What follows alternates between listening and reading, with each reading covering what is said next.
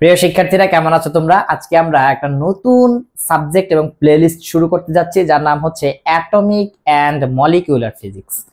তো আমরা atomic and molecular physics কেন পড়বো? অ্যাটম তো নিউক্লিয়ারের মধ্যে আছে।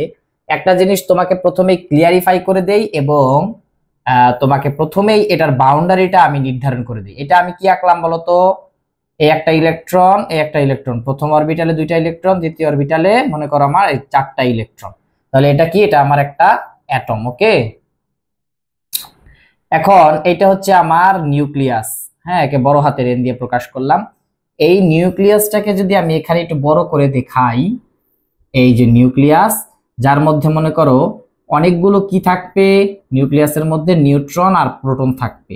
হ্যাঁ, অনেকগুলো নিউট্রন আর প্রোটনের সমন্বয়ে গঠিত। এর মধ্যে মনে করো কিছু হলো নিউট্রন আর কিছু হলো প্রোটন। ঠিক আছে, কিছু নিউট্রন কিছু প্রোটন। ওকে, তাহলে নিউট্রন এবং প্রোটন পরীক্ষা নিরীক্ষা করে দেখা গেছে এগুলো আরো অতি ক্ষুদ্র, হ্যাঁ, অতি ক্ষুদ্র কণা দ্বারা কি গঠিত। এগুলো আরো অতি ক্ষুদ্র কণা দ্বারা গঠিত, আরো অতি ক্ষুদ্র কণা দ্বারা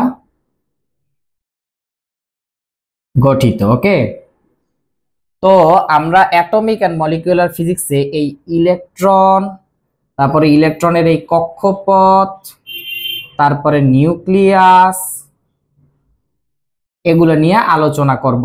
কিন্তু নিউক্লিয়াসের ভিতরের এই নিউট্রন, প্রোটন এবং আরো অতি ক্ষুদ্রাতি ক্ষুদ্র কণিকাগুলো পর্যন্ত আমরা যাব না, অর্থাৎ আমরা এই অ্যাটমের মধ্যে সীমাবদ্ধ থাকবো। তাহলে আমরা বুঝলাম যে অ্যাটমিক অ্যান্ড মলিকিউলার ফিজিক্সটার বাউন্ডারিটা আসলে কি হবে।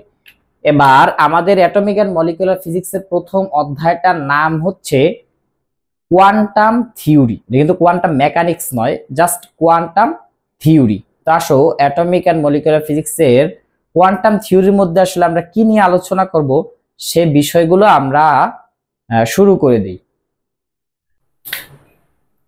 তো আমাদের চ্যাপ্টার 1 হচ্ছে যে কোয়ান্টাম থিওরি। হ্যাঁ,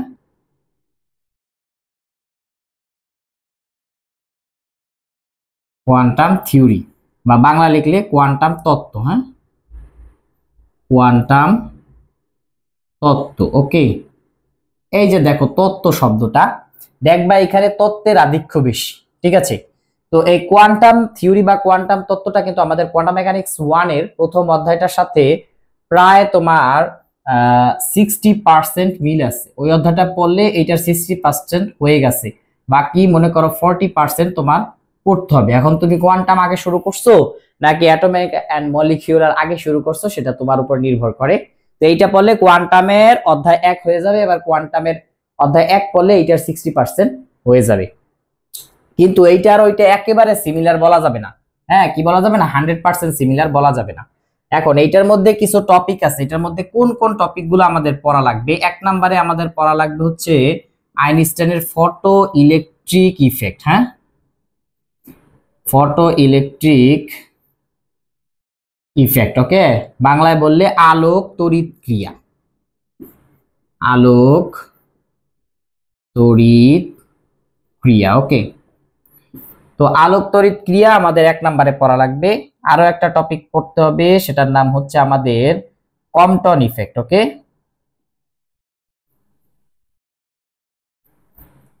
কম্পটন ইফেক্ট বাংলায় বললে কি হবে বলতো? কম্পটন ক্রিয়া। হ্যাঁ, কম্পটন ক্রিয়া। ওকে, এবং আরেকটা টপিক পড়তে হবে, তার নাম হচ্ছে ডি ব্রগলি অনুকল্প। ডি ব্রগলির যে তরঙ্গ কণাদিত্যতা নীতিটা আছে ওইটা ডি ব্রগলি অনুকল্প, এটাকে ডি ব্রগলি অনুকল্প বলা হয়।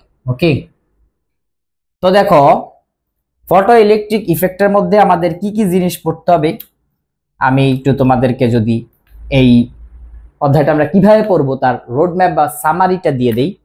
1 নাম্বার, 2 নাম্বার এবং 3 নাম্বার, মনে করো এখান থেকে আমাদের 3টা খুব গুরুত্বপূর্ণ প্রশ্ন বা টপিক ফটো ইলেকট্রিক ইফেক্ট থেকে আমাদের পড়তে হবে। 1 নাম্বার হচ্ছে সমীকরণ প্রতিপাদন। এই যে ফটো ইলেকট্রিক ইফেক্ট আছে এর সমীকরণ প্রতিপাদন। ওকে, সমীকরণ প্রতিপাদন, যেটা মোস্ট ইম্পর্টেন্ট। সমীকরণ প্রতিপাদন করার পরে আসবে আমার পরীক্ষামূলক ব্যাখ্যা দাও। এই যে ফটো ইলেকট্রিক ইফেক্টটা, এটা যখন আমরা এক্সপেরিমেন্ট করব, এই পরীক্ষা মানে হচ্ছে এক্সপেরিমেন্টাল, হ্যাঁ, এক্সপেরিমেন্টাল, ওকে, পরীক্ষামূলক, পরীক্ষামূলক ব্যাখ্যা কি আসবে, যে ফটো ইলেকট্রিক ইফেক্টের পরীক্ষামূলক ব্যাখ্যা দাও, অর্থাৎ এক্সপেরিমেন্টাল যে ব্যাখ্যাটা ওইটা দিতে হবে। এবং 3 নম্বরে একটা প্রশ্ন আছে যে চিরায়ত বলবিদ্যা কেন, চিরায়ত বলবিদ্যা কেন এটা ব্যাখ্যা করতে ব্যর্থ, চিরায়ত কেন ব্যর্থ, হ্যাঁ, চিরায়ত কেন ব্যর্থ, ওকে। তাহলে এই 3টা টপিক পড়লে হয়ে যাবে। আর একটা সম্পূরক প্রশ্ন আছে, যেহেতু এই আলোক তড়িৎ ক্রিয়া, আলো হচ্ছে ফোটন কণার সমষ্টি, কিসের সমষ্টি, ফোটন, হ্যাঁ, ফোটনের সমষ্টি না আলো, ফোটন। তো এই ফোটনের ধর্মাবলী, এটা 4 মার্কের একটা প্রশ্নে আসে, এটা একটা সম্পূরক প্রশ্ন, হ্যাঁ, মনে করি এর সাথে এক্সট্রা পড়তে হবে, ফোটনের ধর্মাবলীও আমাদের পড়তে হবে। এবার কম্পটন ইফেক্ট থেকে আমাদের 1 নাম্বারই পড়তে হবে সমীকরণ প্রতিপাদন, প্রতিটা ক্রিয়ারই সমীকরণ প্রতিপাদন আমাদের করতে হবে, সমীকরণ প্রতিপাদন, ওকে, কম্পটন ইফেক্টের সমীকরণ প্রতিপাদন করতে হবে। এবং 2 নাম্বারে আমাদের পড়তে হবে যে এই কম্পটন ইফেক্টের, হ্যাঁ, কম্পটন ইফেক্টের কোয়ান্টাম তত্ত্বীয় ব্যাখ্যা, যে কোয়ান্টাম তত্ত্ব কি বলে, যে কম্পটন ইফেক্ট কেন ঘটছে, কোয়ান্টাম তত্ত্বীয় ব্যাখ্যা, ওকে। এবং আমাদের ডি ব্রগলি অনুকল্প থেকে কি কি পড়তে হবে, ডি ব্রগলি অনুকল্প থেকে সেইম সমীকরণ প্রতিপাদন, প্রথমেই আমাদের ডি ব্রগলির যে সমীকরণটা আছে সেইটা প্রতিপাদন করতে হবে, ওকে, সমীকরণ প্রতিপাদন। 2 নম্বরে আমাদের বস্তুকণা যে দ্বিত্বতা বা wave particle duality, wave particle যে ডুয়ালিটি, এটা ব্যাখ্যা করতে বলতে পারে, হ্যাঁ, যে বস্তুকণা দ্বিত্বতা কি এটা ব্যাখ্যা করো।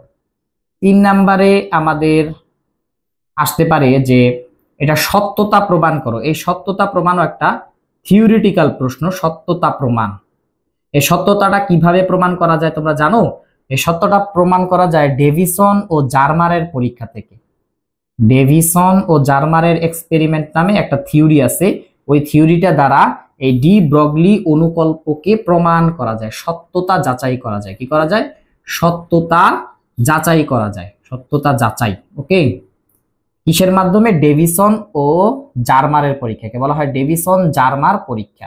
অনেক জায়গায় জার্মার, অনেক জায়গায় গার্মার আছে, তো এটা মূলত হবে জার্মার, তো ডেভিসন জার্মার এক্সপেরিমেন্টের মাধ্যমে, ওকে, এক্সপেরিমেন্ট, ডেভিসন জার্মার এক্সপেরিমেন্ট। তো এই হচ্ছে এই অধ্যায়ের রোডম্যাপ, এর সাথে কিছু সম্পূরক প্রশ্ন পড়তে হবে খ বিভাগের জন্য। খ বিভাগের জন্য এখান থেকে আরো মনে কর তোমার 3টা কোশ্চেন পড়তে হবে আর ম্যাথ করতে হবে, হ্যাঁ, এখান থেকে বেশ কিছু ম্যাথ করতে হবে, তোমার মিনিমাম 4টা ম্যাথ করলেই আমাদের যথেষ্ট, তাহলে এই অধ্যায়ে আর মোটামুটি কিছু বাকি থাকে না। এখন এই যে এত কিছু আলোচনা করলাম, এর পিছনে তো একটা কারণ আছে, এত কিছু তোমাকে কেন বুঝালাম, এই রোডম্যাপ তোমাকে কেন দিলাম। তো দেখো, এই একটা প্রশ্ন, এটা হচ্ছে আমার প্রুফ, এটার পাশে পি লিখলাম, এই প্রশ্নটা হচ্ছে থিওরি, এটার পাশে টিএইচ লিখলাম, এই প্রশ্নটা দেখো, এটাও একটা থিওরিটিক্যাল প্রশ্ন, এই প্রশ্নটা প্রুফ, এই প্রশ্নটা আবার থিওরিটিক্যাল প্রশ্ন, এইটা একটা প্রুফ, কিন্তু এইটা থিওরিটিক্যাল, এইটাও থিওরিটিক্যাল, এবং এইখানেও আছে মনে করো আরো 2টা থিওরিটিক্যাল প্রশ্ন এবং 4টা হচ্ছে প্রুফ বা ম্যাথমেটিক্যাল কোশ্চেন। তাহলে ওভারঅল তোমার দেখা গেল যে আমার 60% হচ্ছে থিওরি পড়তে হবে এবং 40% আমার ম্যাথ বা প্রুফ, ওকে, ম্যাথ বা প্রুফ। তাহলে আলটিমেটলি আমি তোমাকে বোঝাতে চাচ্ছি যে এখন আর আগের মতো কয়েকটা সমীকরণ প্রতিপাদন শিখে গিয়ে সেগুলো লিখে দিয়ে সে চাক্কা চাক্কা নাম্বার পাওয়ার সুযোগ নেই। এখন বিস্তারিত বর্ণনা, ব্যাখ্যা এবং পদার্থবিজ্ঞানের তোমার থিওরি লেখার জন্য কিন্তু পদার্থবিজ্ঞানকে ডিপ থেকে তোমার বুঝতে হবে, পদার্থবিজ্ঞানকে ধারণ করতে হবে। এই পর্যায়ে আমি তোমাদেরকে শেখাবো যে থিওরি কিভাবে নিজ থেকে নিজ ভাষায় লেখা যায়, বইয়ের ভাষা তো অনেক কঠিন, ওই থিওরি পরীক্ষার হলে মুখস্থ করে যে লেখার তো তোমার টাইম নেই। এবং দেখো কতগুলো টপিক লিখেছি, তোমার 3, 2, 5, 3, 6, 7, 8টি, এবং এখানে আরো আছে 3টি, 11টি, এখানে আছে ম্যাথ আরো 4টি। প্রতিটা লেকচারে যদি তোমার আধা ঘন্টা করে লাগাই তাও তোমার 5-7 ঘন্টা সময় চলে যাবে, এবং এত সময় তো তোমার কাছে নেই। তাই আমি প্রতিটা লেকচার তোমাকে 15 থেকে 20 মিনিটের মধ্যে শেষ করে দেব, এবং ম্যাথগুলো তো আরো কম, প্রায় 5-10 মিনিটের মধ্যে আমি শেষ করে দিব। এবং চেষ্টা করব তোমার সময়কে সর্বোচ্চ কাজে লাগানোর জন্য। ঘন্টার পর ঘন্টা বসে পদার্থবিজ্ঞানের লেকচার তোমার শোনা লাগবে না, তোমাকে বেসিক আলোচনা করে অল্প সময়ের মধ্যে গুছিয়ে প্রস্তুতি নেওয়ার জন্য আমি তোমাদেরকে সহযোগিতা করব। তো আসো আমরা আমাদের পরবর্তী লেকচারে ইনশাআল্লাহ প্রথম যে টপিক আলোক তড়িৎ ক্রিয়ার সমীকরণ প্রতিপাদন করব, তারপরে পরীক্ষামূলক ব্যাখ্যা দিব, তারপর চিরায়ত বলবিদ্যা কেন ব্যর্থ, ফোটনের ধর্মাবলী কি, এভাবে ইন আ সিরিয়াল ওয়ে আমরা এই সবগুলো প্রশ্ন এই অধ্যায় 1 থেকে শেষ করব। তো প্রথমে আমি তোমাদেরকে রুট ম্যাপ দিয়ে দিই যাতে তোমাদের বুঝতে সুবিধা হয় আমার কি পড়তে হবে কি পড়তে হবে না, আমার কোন বেসিক টপিকগুলো অর্জন করতে হবে। যেমন photo electric effect, Compton effect এবং ডি ব্রগলি অনুকল্পের যত বেসিক রুলস আছে এবং এটা কি, এক কথা এটা কি, এর ভিতরে কি আছে, এগুলো আগে তোমার বুঝতে হবে, তারপরে তোমার পড়াটা শুরু করতে হবে।